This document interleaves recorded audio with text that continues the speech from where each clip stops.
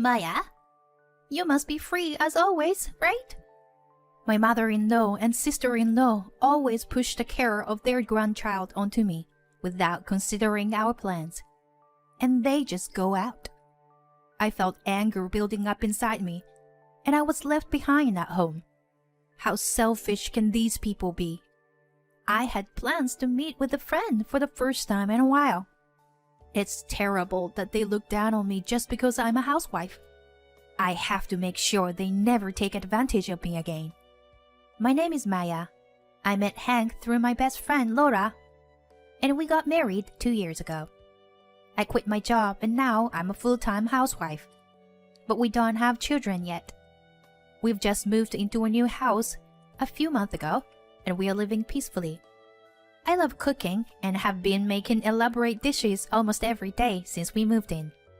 Meeting with Laura and her husband for a delicious meal and good drinks is our weekend delight.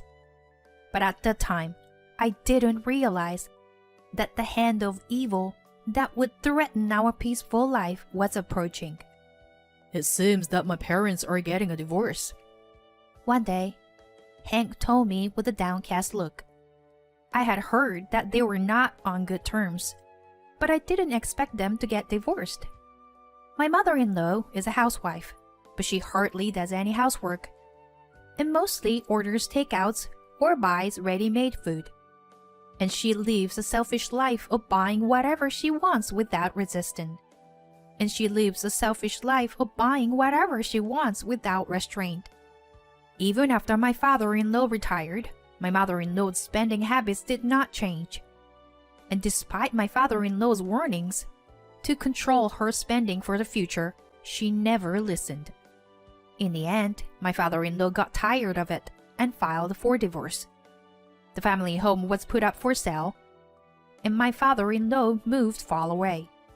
But it seems that my mother-in-law didn't want to leave her familiar surroundings and rented an apartment near her family home. A few weeks after the divorce, my sister-in-law also got divorced. According to the story, she had been cheating on her husband, and when he found out about it, he asked for a divorce.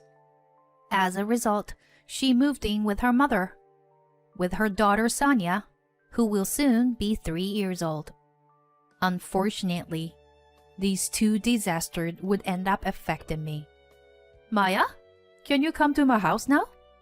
I was called out by my mother-in-law after a long time, and without suspecting anything, I headed to her apartment.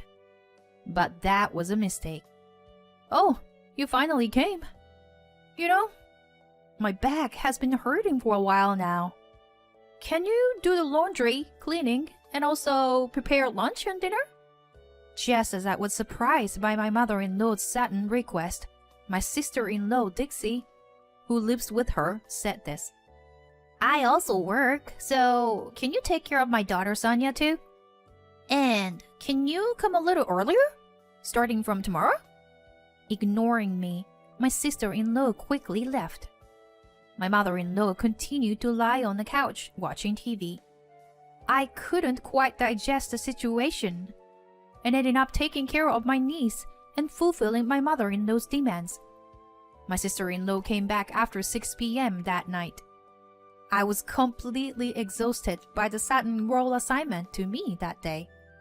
My sister-in-law had said to come a little earlier from tomorrow, but I never imagined if these days would continue every day from now on. A big sigh escaped me due to my depression. Maya, what's wrong? You look tired. Hank, my husband who came back from work, peered into my face and asked me worriedly. When I told him about today's events, he seemed surprised and apologized to me. What? What are they thinking? Yeah, I never thought they would ask me to do something like this. I thought about contacting you, but I didn't want to disturb your work. And also, I had no time to look at my phone because I was with Sonia. I see. Anyway, I'll talk to Mom and Dixie about this, okay? I felt relieved when Hank said that. I thought I could return to my usual life from tomorrow, and my depression quickly lifted. However, when I got out of the bath, Hank's face looked gloomy. I have a bad feeling about this. He noticed me and lowered his head apologetically. I called Mom, but she ended up begging and crying on the phone, and Dixie started to get angry, saying she's struggling with work and raising Sonia. I could guess where this was going. Hank continued. So, Maya, I'm really sorry to ask, but can you take care of Sonia until they find a daycare for her? I could see the fatigue on Hank's face. Seeing him like that, I felt like I had no choice but to help him. I decided to accept the offer. For the next few months, I continued to go to my mother-in-law's house. My sister-in-law would drop Sonia off without a care in the world. And my mother-in-law seemed as healthy as ever, making me wonder if her back was really hurting in the first place. What I hated the most was how they looked down on me as a stay-at-home wife. The only comfort I had was that Sonia had grown attached to me. One day, Hank was invited by the company president to play golf, and we had plans to have dinner with Lola and her husband. I was excited to buy ingredients to cook a nice meal for the weekend with good friends. When I returned home, to my surprise, my mother-in-law, sister-in-law, and Sonia were waiting at the entrance. "Hey, Maya, where have you been? You kept us waiting for so long." My sister-in-law shouted at me as soon as she saw me. "What's going on?" I was surprised by their sudden visit, especially since it was a holiday, and my husband was out. It seemed like they had come to our house when he wasn't around. "Just open the door already." My mother-in-law rushed to me and entered the house without permission. Then my sister-in-law spoke up. "We were planning to enjoy the holiday today. You're probably free, right, Maya? I've something to do and Mom is having lunch with her friends. So we're leaving Sonia in your care, okay?" After finishing some snacks, they left Sonia with me and went out. Taking care of Sonia while preparing dinner would be difficult. I reluctantly canceled my plan with Lola and felt sad and angry while cleaning up the ingredients I had bought. Why were they so selfish? Ever since I started going to my in-laws' house, my household chores doubled. Taking care of the child also doubled my physical strength. On weekends, I was often too tired to keep my promise with Lola. Despite all this, I had finally arranged to meet Lola after several months. But now this had happened. I couldn't calm down my irritation, but I managed to take care of Sonia somehow. When Hank returned in the evening, he was surprised to see Sonia. "I'm home." "Huh. Why is Sonia here?" "Shh. She just fell asleep, so be quiet." Hank put his hands over his mouth and apologized quietly.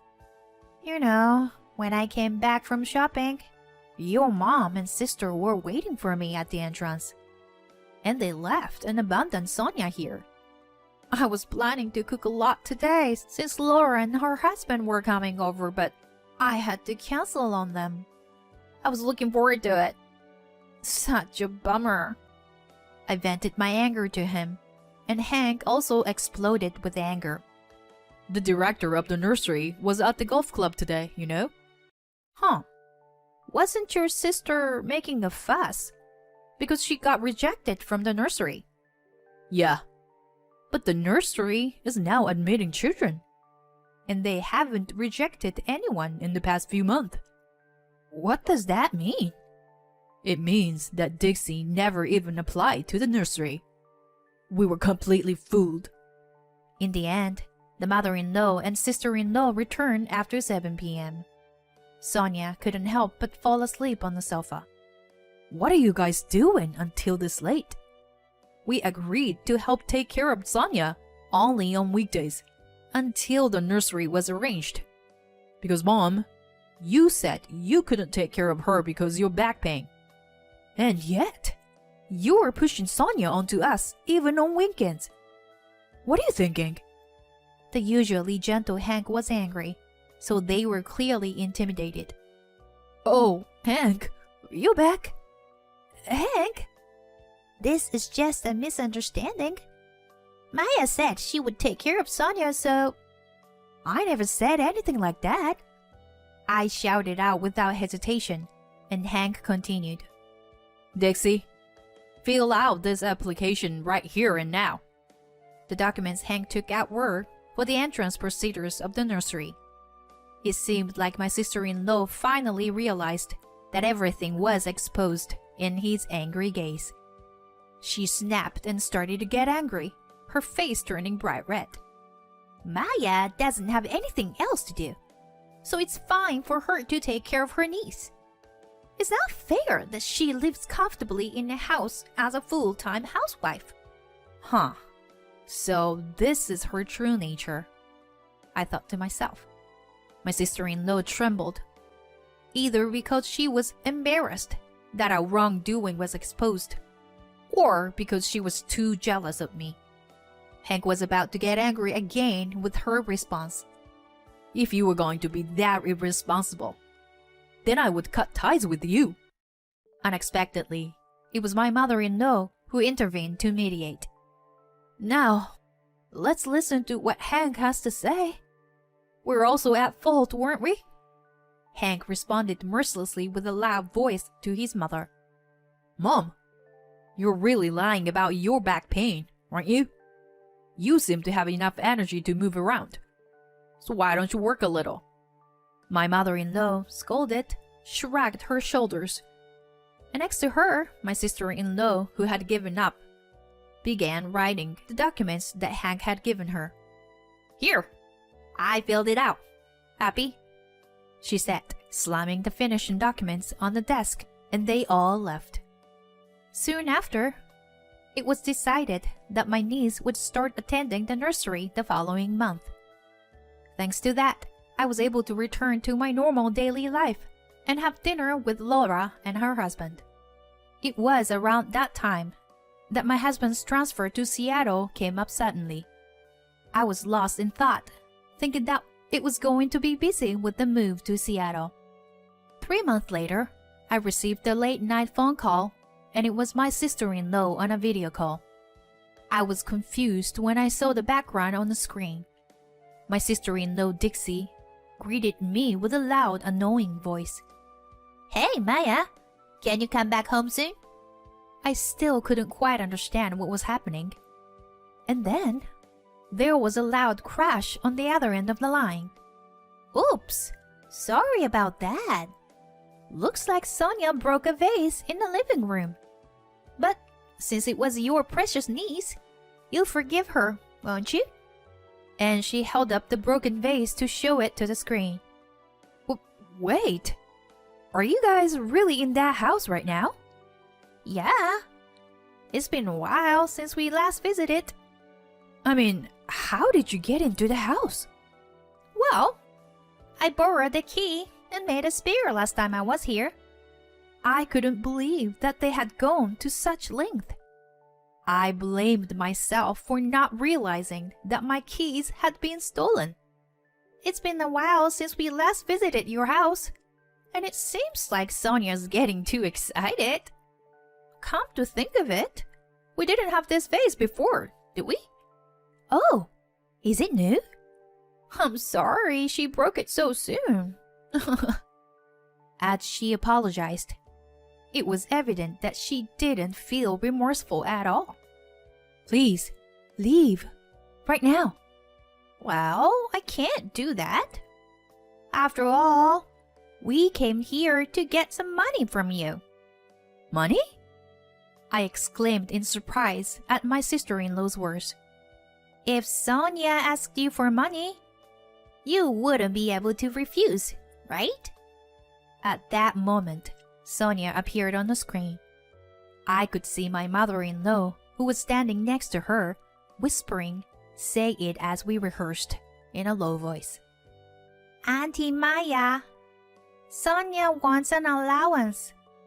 Sonia looked at me, with tears in her eyes, and she muttered in a barely audible voice. Seeing her like that, my fist trembled with anger. How could they ask a small child for money like this? My sister-in-law provocatively called out to me again. See? This is what Sonia is saying. So please give us some money. By the way, where are you right now? Hurry up and come back. I'm in Seattle. What? Seattle? Yes, so I can't lend you any money.